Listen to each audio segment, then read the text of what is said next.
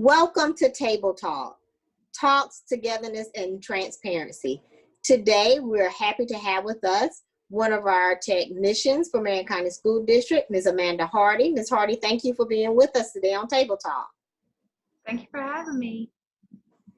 Well, Ms. Hardy, I do know that your department has been working extremely hard trying to help our families troubleshoot many technology issues, from MiFis to laptops to getting on to various platforms. And first, I just want to say thank you to our technology team for your efforts.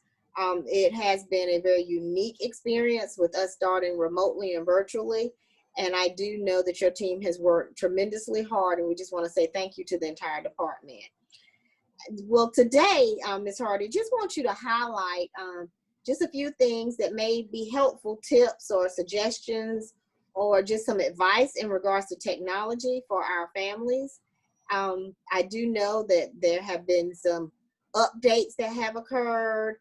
There have been some new ways of accessing different platforms. So if you can just update us on where we are with technology and anything that can help our families better navigate through this system of technology. Okay, so first of all, I want to talk about our newest platform, the Technology Help Desk, that we initiated on Monday.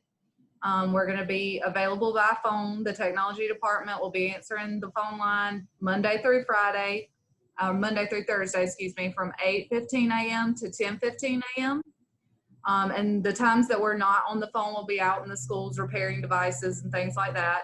The phone number for that direct line is going to be 843-765-4600.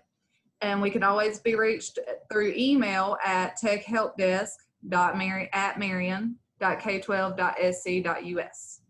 And we've been answering a lot of questions and phone calls through that, and we've been able to help a lot of parents. Great. And so you're telling me we just actually, the line went live just this week, and we've already been able to help families connect. So thank you. So that means it's working. Yes, ma'am, it was. And one of the main things that we're talking to parents about, besides their internet connection, which is our first check, is making sure that they're either connecting to the MiFi correctly or connecting to their home Wi-Fi.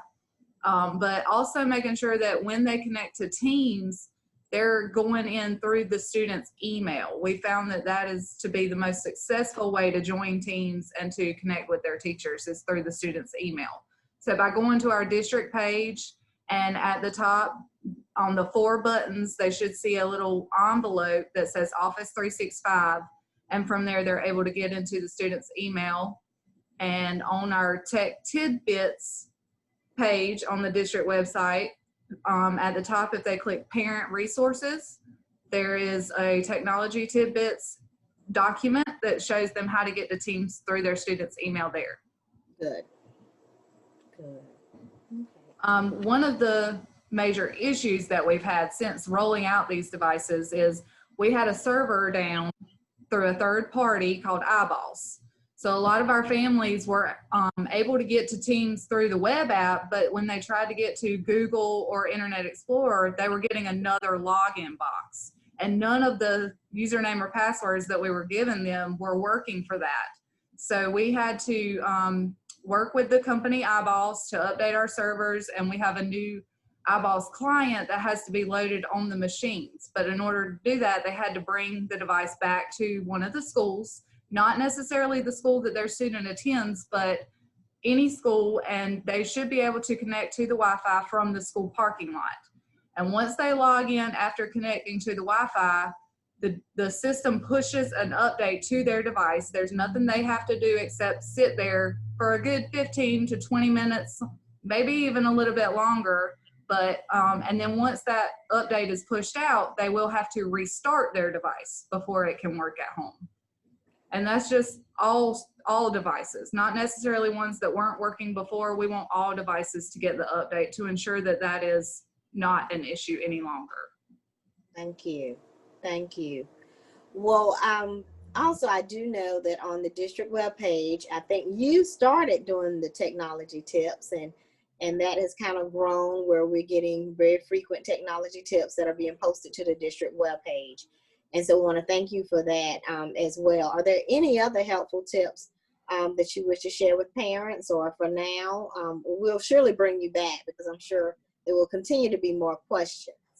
Well, we are definitely learning along with them. This will be the first time that we've sent devices home to be used by students on their home Wi-Fi. And so we're learning a lot with them, and we are definitely willing to work with parents. If they're in the parking lot and they call the help desk from their cell phone, we can walk them through it, you know, together. Okay, awesome. Well, thank you.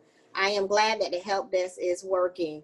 Well, parents, for families that are remote or e-learning, we are anticipating our newer devices to come in for students that do not have devices that are not in the virtual academy by the end of next week. And it will take time for the district to get all of the signed and logged into the system, and then we will get those devices out as quickly as we can.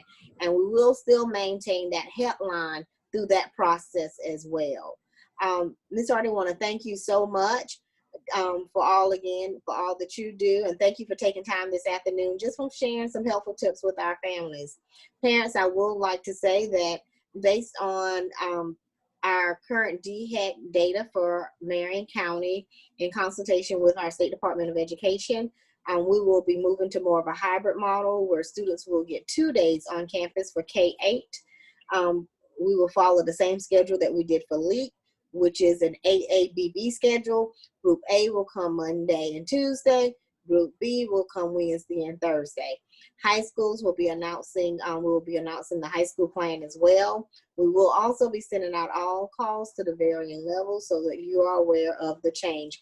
That does not become effective until October the 12th. So next week we will be operating Wednesday workshop like we have done this week as well. I want to thank you so much for joining in and tuning in to Table Talk. Hopefully this information has been helpful. Thank you.